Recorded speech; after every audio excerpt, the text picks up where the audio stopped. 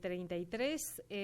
Miguel, vamos a la ciudad de Montecarlo, sí. Porque allí está un dirigente sindical de los y las trabajadoras de la educación de México, de la zona de Michoacán, justamente, ex secretario general del Comité Ejecutivo Nacional Democrático, y que vino a acompañar, a participar también de las acciones de lucha, en este caso del Movimiento Pedagógico de Liberación. Y agradecemos la posibilidad de conversar un ratito con Antonio Castro López, que está en línea. Antonio, muy buenas tardes, ¿cómo le va? Miguel Riquelme, Alicia Rivas, los saludamos desde la radio de la universidad. Muy buenas tardes, Miguel, Alicia, muy contento de estar aquí en Misiones. Quiero comentarles que primeramente yo fui invitado a Argentina, a su hermoso país, a un congreso pedagógico en Ushuaia, y esto fue lo que me trajo a trabajar, y venimos a intercambiar las experiencias pedagógicas que tenemos en el campo de la educación popular y ver los procesos y sobre todo analizar los contextos que hay tanto en nuestras organizaciones sindicales como la situación económica, política, social que viven nuestras naciones, y cuál va a ser el papel de los trabajadores que tenemos y de los docentes de la educación. Entonces, para nosotros es muy importante esta relación entre trabajadores, entre gente del pueblo, y se dio la oportunidad de venir a Misiones para conocer el trabajo acá de este movimiento que usted mencionó. Antonio, mi nombre es Miguel. La primera pregunta que se nos ocurre tiene que ver con las posibles similitudes que hay entre nuestros países, ¿no? Primero que nada, la enorme desigualdad social y el rol que tiene la educación, los educadores, para poder garantizar una movilidad y avanzar hacia una igualdad de derechos, una igualdad de oportunidades. Sí, exactamente. México vivió un periodo de 36 años de gobiernos neoliberales, nosotros podemos decir gobiernos de derecha, y esto tuvo como consecuencia y efectos de que todas las políticas públicas pues emanaron inicialmente, como en muchos de nuestros países y como usted menciona, de los organismos financieros internacionales, Banco Mundial, Fondo Monetario Internacional, y mediante las presiones de las deudas de los países pues obligan a que se adopten políticas de carácter neoliberal que en su síntesis benefician a clases sociales altas, a grandes empresarios, a grandes transnacionales, y también perjudican a los trabajadores, al pueblo, a los campesinos. Y en el caso de México somos 130 millones de habitantes y generaron una pobreza masiva de 60 millones de pobres en 36 años y 11 millones en la extrema pobreza. Entonces, esto hace que los trabajadores tengamos que realizar actos, acciones que permitan revertir estas políticas públicas y tener mejoras tanto para los mismos como para el pueblo. Y en el caso de Argentina, entendemos que estaban en condiciones similares. Antonio, decimos acá en Argentina que las medidas de estos gobiernos neoliberales pasan necesariamente con represión y con violencia. ¿Ustedes cómo lo vivieron ahí en México? Pues las medidas empezaron en 1982, primero en la parte económica. Allá se le llamó y se dijo que se quería que México llegara al primer mundo, y implementaron primeramente las políticas económicas llamadas modernización económica, que consistió centralmente en privatizar o entregar a las instituciones privadas cerca de 1,200 empresas públicas. Entonces, desde ahí se empezó a ver que pues la famosa modernización no tenía que ver con una política de desarrollo, sino una política de un paradigma nuevo en el que las clases altas eran totalmente beneficiadas. Cambiaron todo el esquema político, económico, jurídico para que sucediera esta situación, y en contraste muchos trabajadores se convirtieron en desempleados. Empezó la crisis, empezaron los bajos salarios y empezó las etapas de precarización, ¿sí? Entonces, igualmente empieza un proceso de organización de los trabajadores. Allá en México se formaron coordinadoras de diferentes sectores, y estas coordinadoras hicieron grandes movilizaciones en los años 90, y efectivamente había procesos de represión. Creemos que no tan fuertes como en Argentina, pero sí había procesos de represión para que las políticas fueran implantadas, nosotros llamamos allá sin consideración, y siguieran. Y se implementó también el hecho de que si las oposiciones a esas políticas en un dado caso accedieran al poder, pues también limitaron esta parte, y vino una época de fraudes electorales. Y la lucha pues se mantuvo durante 36 años, hasta que prácticamente en el 2018 se tiene el primer gobierno de izquierda en 36 años. Tal cual. Antonio, usted mencionaba recién el rol de los organismos multinacionales. Uno piensa en el Banco Mundial, que ha escrito incluso sobre cómo debería ser la reforma educativa en toda América Latina, planteando la retirada del Estado, la llegada de la empresa privada a la educación. En la Argentina esa ha sido una larga pelea que continúa siendo dada, ¿no? Menos Estado es mejor para este tipo de organismos. ¿Cómo se vive esto en México? En México se vivió de manera similar. Los organismos financieros internacionales, poniendo de pretexto la deuda y nuevos créditos, impusieron políticas, y esas políticas no solo abarcaron la parte educativa, sino la parte laboral, la parte impositiva.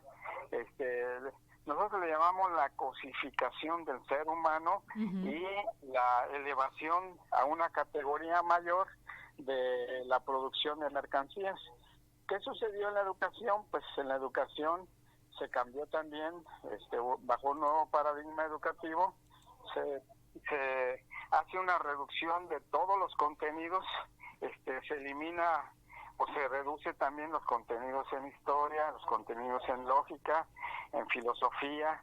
Para ellos no les sirve todas estas disciplinas del conocimiento, y también se limitaron en la parte del español a solo la comunicación necesaria, la parte de las matemáticas también a los algoritmos básicos, y así podemos estar viendo que hay una reducción de contenidos para formar un ser humano solamente necesario para el servicio a las grandes transnacionales, que estaban más manejando ya la nueva maquinaria automatizada. Y obviamente en México se implementaron también las disciplinas del conocimiento que tenían que ver con estas tecnologías, y también el impulso del idioma inglés como un idioma estándar a nivel mundial para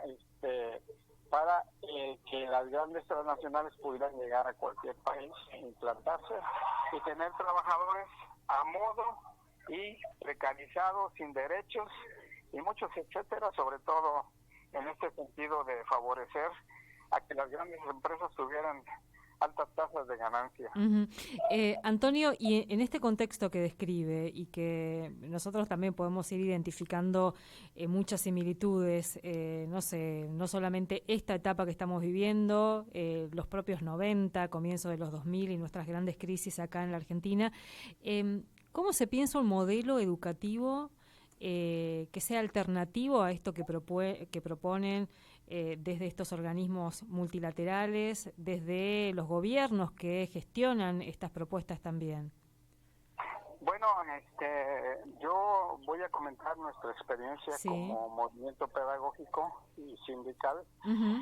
Y queremos decir que lo que hizo nuestro movimiento sindical fue analizar desde aquellos instantes de las primeras implantaciones de políticas educativas de carácter neoliberal, analizar sus contenidos, analizar los efectos que tenían para la formación de un estudiante, y lo que veíamos es que efectivamente esta educación individualizada, basada en un sistema, nosotros llamamos entre comillas educación de calidad y de competencias, y con los elementos que acabo de comentar de reducción de contenidos, lo que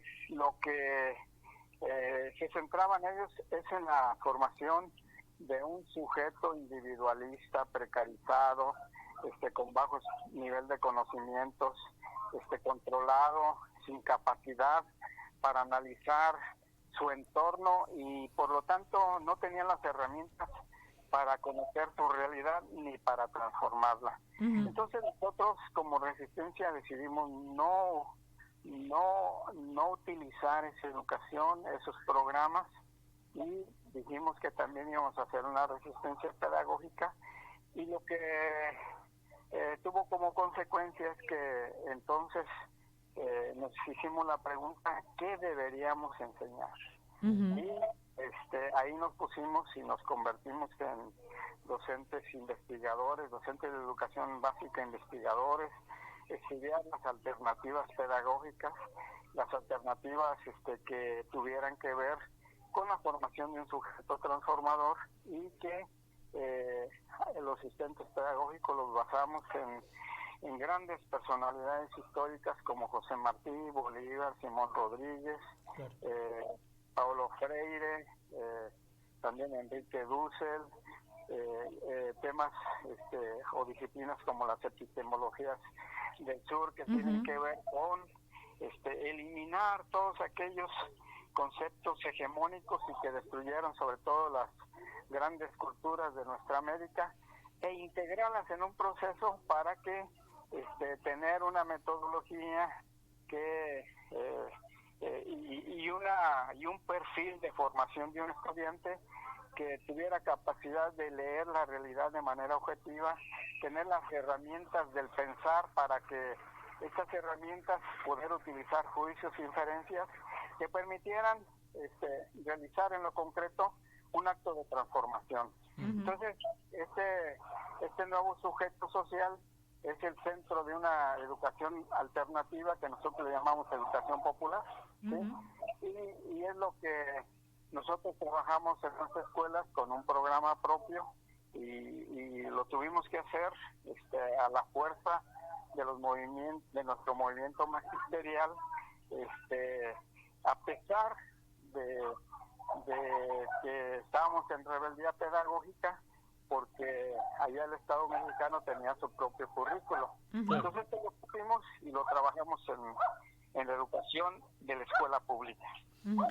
Antonio, quiero llevarlo a un tema que es siempre doloroso, ¿no? Los 43 de Ayotzinapa, y pensar un poco en este retiro del Estado que propone el neoliberalismo, que parece abrirle el paso a las formas de violencia más extremas, las organizaciones que empiezan a ocupar el espacio que debería ocupar el Estado, y que también terminan dañando mucho al pueblo, ¿no? Sí, pues mira, el caso de Ayotzinapa, de los jóvenes de Ayotzinapa, fue un caso muy doloroso para México. Los jóvenes estudiantes normalistas, estudiantes para ser docentes de escuelas normales rurales que se encuentran en comunidades rurales, hay cerca de 250 escuelas que se encuentran en comunidades rurales, y que hay también las escuelas normales urbanas. Estos jóvenes estudiantes de Ayotzinapa se iban a manifestar, esto fue el 26 de septiembre del 2014, se iban a manifestar a la Ciudad de México, haciendo una rememoración también de un proceso de represión que hubo en México en 1968, cuando hay una movilización mundial de estudiantes y lo que hicieron ellos fue ir y tomar unos autobuses para su traslado del estado de Guerrero a la Ciudad de México. Uh-huh. Entonces, estábamos en un periodo de un gobierno neoliberal represivo, ¿sí? Enrique Peña Nieto, y sucedió lamentablemente este caso que generó grandes movilizaciones en México y que nosotros como trabajadores consideramos que fue un parteaguas para que la población retomara con mayor fuerza los procesos de resistencia, los procesos de oposición irrestricta al neoliberalismo y ante todas las reformas, porque hacía un año antes que se implementaron de golpe 11 reformas estructurales, y entonces eso generó un encono muy fuerte en la uh-huh. población en México, que permitió generar otras movilizaciones de mayor amplitud, de carácter político, de carácter laboral, y esto fue lo que llevó a un detonante que fue la caída del poder de todos los gobiernos neoliberales en uh-huh. 2018. Ahora se pretende llegar a la verdad, se están haciendo esfuerzos, hay muchos de los que participaron que se han refugiado en otros países, uh-huh. y entonces el gobierno actual de la Cuarta Transformación está trabajando en ellos, tiene una relación que nosotros vemos cercana con los padres de estos jóvenes estudiantes, y lo que ha planteado es llegar hasta las últimas consecuencias para saber qué ha sucedido con estos jóvenes de Ayotzinapa. Uh-huh. El pueblo de México sigue haciendo manifestaciones y haciendo acompañamiento cada 26 de cada mes para ayudar a que se siga con el planteamiento de cuál es el paradero de estos jóvenes. Uh-huh. Antonio, por último, esta semana también, y lo estamos contando, este hecho, un hecho más de violencia extrema también, de violencia política extrema en México, el asesinato del alcalde o del intendente Carlos Manzó. ¿Cómo lo recibió usted y cómo se explica también este tipo de hechos? Bueno, yo me encontraba ya en Argentina. Uh-huh. Para nosotros es lamentable. Fue un político que no estaba afiliado a ningún partido, que llegó a ese cargo uh-huh. de intendente de manera independiente, que tuvo una oposición a estos grupos de narcotráfico. Y en ese sentido, para nosotros es lamentable, porque si bien el gobierno actual está haciendo todo lo suficiente para que haya una política de revisar y solucionar el problema de raíz, manejando todo un proceso de información, de educación, para que los jóvenes permanezcan en su escuela, uh-huh. y sigan estudiando, tiene programas de becas, pero este problema generalmente, aunque ya existía en menor grado, tuvo un boom durante los gobiernos neoliberales, y ahora prácticamente que se genera un discurso de que este gobierno de izquierda tiene que solucionar el problema de golpe y en lo inmediato. Uh-huh. Entonces esta situación para nosotros es lamentable, porque está en el escenario también la situación internacional, sí. de que al ser declarados todos estos grupos con carácter de terroristas, Estados Unidos se da la facultad para poder intervenir en cualquier país. Uh-huh. Tenemos el caso de Venezuela, el caso de no se ha dado, pero tenemos el caso de Colombia, uh-huh. que ya hay una estigmatización hacia el presidente. Se da también para otros países, uh-huh. pero sobre todo se está dando a los gobiernos que no están en la línea de Estados Unidos. Sí. ¿Sí? Entonces, esto es un problema también del mercado de consumo, el mercado de la producción. Entonces, la política del gobierno de México es que hay que platicar entre todos para tratar de resolver el problema de raíz, y una situación importante es cómo se resuelve la situación del consumo, porque hay un mercado muy fuerte y de eso prácticamente no se habla. Entonces, para nosotros es lamentable que estas situaciones se den. Hubo una situación de conmoción en nuestra provincia, y esperamos que el proceso de concientización de la población se continúe trabajando. Antonio, le agradecemos muchísimo este tiempo aquí en la radio de la universidad y bueno, que tenga una buena estadía acá por la provincia. Muchas gracias.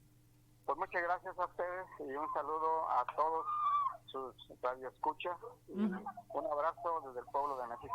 Muchas gracias. Hasta luego. Hablábamos con el profesor Antonio Castro López, dirigente sindical de Michoacán, justamente, que está visitando esta experiencia del movimiento pedagógico de liberación acá en la provincia de Misiones, y aprovechamos para conversar. Buenísimo. Un ratito. Me gustó mucho lo que comentó. Vamos a aprovechar los últimos segundos sobre los 43 de Ayotzinapa, ¿no? Esta causa, y creo que es una muy buena caracterización, obviamente él es de allá y es docente, de la situación política que eso generó.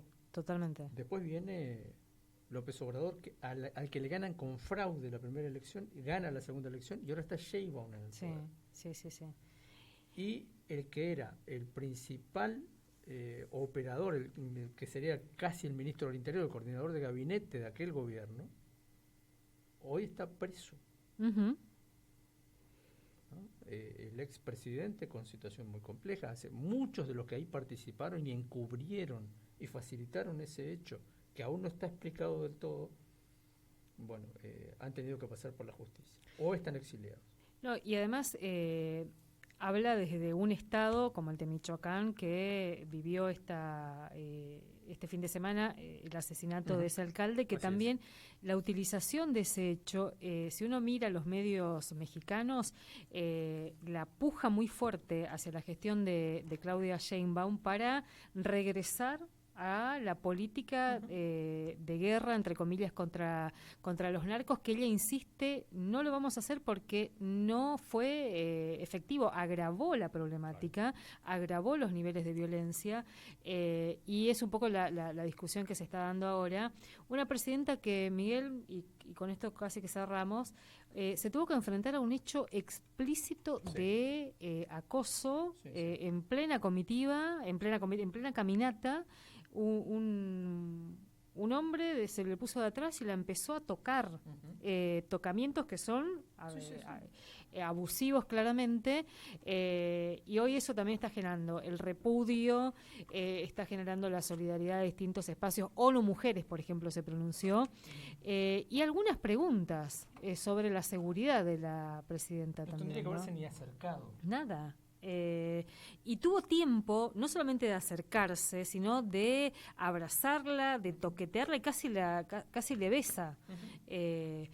Así que bueno, todo esto un poco traíamos a cuenta también, ya que estábamos hablando con este educador. Interesante esa pedagogía de la que habla, en un contexto también en el que hay muchos educadores que están intentando resistir a estas recetas, digamos, ¿no? Así que bueno, con eso nos vamos, Miguel.